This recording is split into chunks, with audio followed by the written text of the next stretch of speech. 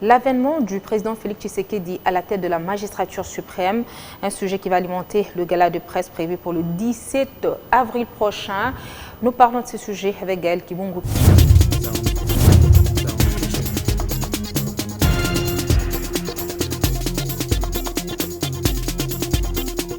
Tshisekedi est au poste depuis plus de 2 ans, maintenant qu'il a entamé un nouveau départ avec l'Union sacrée de la nation, un événement qui alimente le gala de presse organisé par certains professionnels de médias. Pour parler de ce rendez-vous, nous recevons sur le plateau Gaël Kibungu. Bienvenue. Merci, bonsoir Wibiche. Et la toute première question, de quoi s'agira-t-il exactement lorsqu'on passe ce gala de presse? Le gala de presse que j'ai intitulé Gala de presse 2021, RDC hier, aujourd'hui et demain, c'est un grand rendez-vous médiatique, en fait un plateau spécial organisé sous forme de soirée de gala en l'honneur de la presse d'abord, dont je fais partie, mais aussi c'est pour tendre le micro à tous les décideurs pour venir parler un peu de l'état actuel de la nation. On va essayer de voir d'où on vient à partir d'un point zéro qu'on a choisi, l'avènement de Félix Antoine Tshisekedi au pouvoir, qu'est-ce qui a été fait entre-temps et puis où nous allons, une sorte de rétro et de perspective, mais qui va un peu plus loin que l'année 2020. Qui est le vrai organisateur de ce rendez-vous? En fait, c'est une initiative personnelle. En tant que journaliste, je me suis dit pourquoi pas organiser une tribune, même si c'est une tribune de plus, mais une tribune essentielle où il y aurait, on proposerait au public une information plurielle parce qu'on aura plusieurs décideurs. On a choisi comme ça de tendre le micro en même temps à différents chefs de corps. Ça veut dire qu'on aura d'une part un espace réservé à la présidence où on verra un peu ce qui a été fait de ce côté-là. Il y a la primature, disons le gouvernement, qu'on attend toujours. On espère que d'ici là, il sera mis en place pour qu'on essaie de tendre la perche, le micro à plusieurs membres du gouvernement, des ministères clés notamment, pour que la population puisse comprendre quelles sont les perspectives, quelle est la feuille de route que va nous proposer ce gouvernement. On aura le chef du Sénat qui fait partie du Parlement, mais aussi le chef de l'Assemblée nationale et pourquoi pas parler également des secteurs privés et publics, au niveau des investissements par exemple, des entreprises et bien d'autres. Initiative personnelle, il est vrai que ça coûte quand même. Et comment est-ce que vous faites pour vous organiser? Voilà, d'abord c'est une initiative personnelle, c'est vrai, mais on essaye d'engager déjà la presse. Ça veut dire que je ne serai pas seule. Je vais modérer la soirée avec mon estimé confrère William Kalingai, que tout le monde connaît. Mais il y aura également une autre batterie de journalistes, ça veut dire comme intervenants, mais aussi comme public. Ça sera une soirée prévue normalement pour 100 personnes et 50 seront représentants de la presse. On leur fait la part belle puisque c'est eux qui vont tendre le micro, qui vont faire intervenir. Et de l'autre côté, on aura les décideurs et quelques figures de proue de notre vie socio-politique.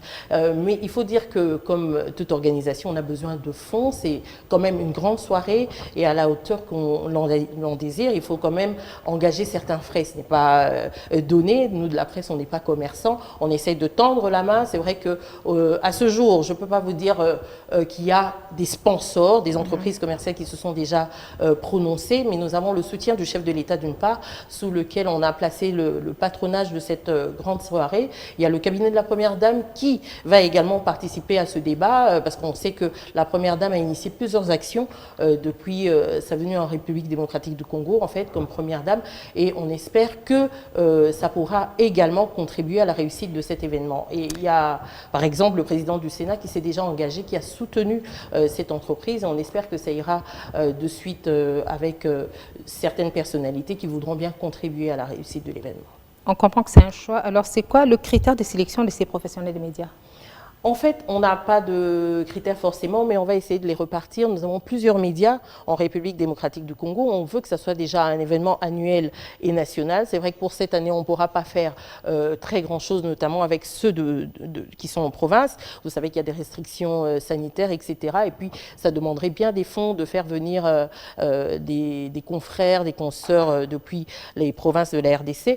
Mais on va plutôt répartir, on va essayer de choisir, de faire un choix assez représentatif parmi les médias et parmi les différentes générations que l'on compte. C'est vrai que ça fait de nombreuses années à combler comme ça, mais on va faire un choix assez représentatif. Tout le monde ne peut pas participer pour la première édition, mais au fur et à mesure de toutes les éditions, puisque cette année c'est la première édition, on essaiera de faire participer tout le monde, un maximum de personnes. Alors, un rendez-vous de presse, un rendez-vous avec la presse, quelles sont les grandes lignes sur lesquelles vous allez tabler?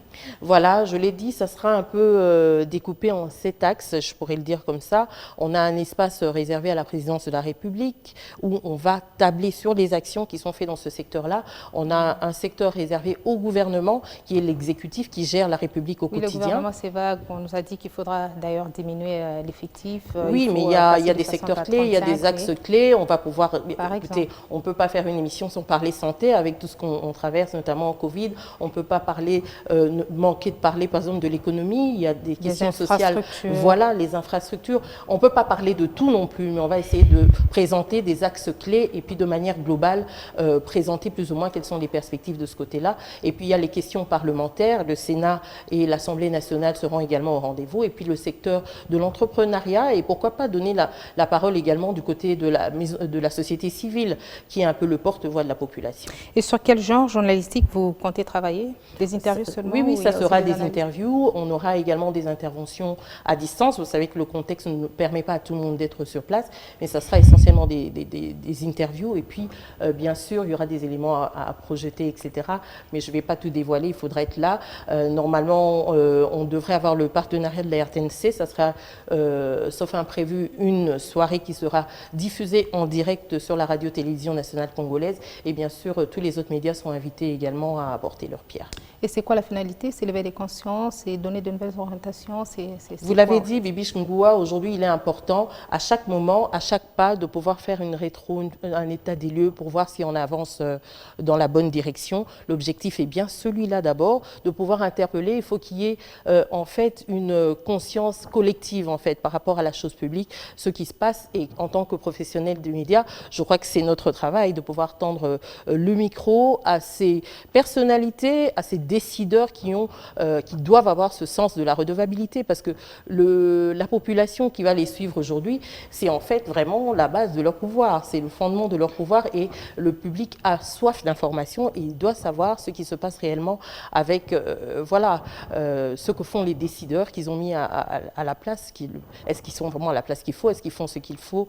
Voilà, ils doivent se justifier à chaque moment, et ça doit être un exercice, c'est un exercice démocratique, c'est un exercice qu'ils doivent s'habituer à faire. On le fait tous les jours, c'est vrai, mais on pense que c'est une tribune de plus et assez plurielle pour pouvoir donner une bonne information au public. Merci et à la prochaine. Merci beaucoup, Bibiche. Merci.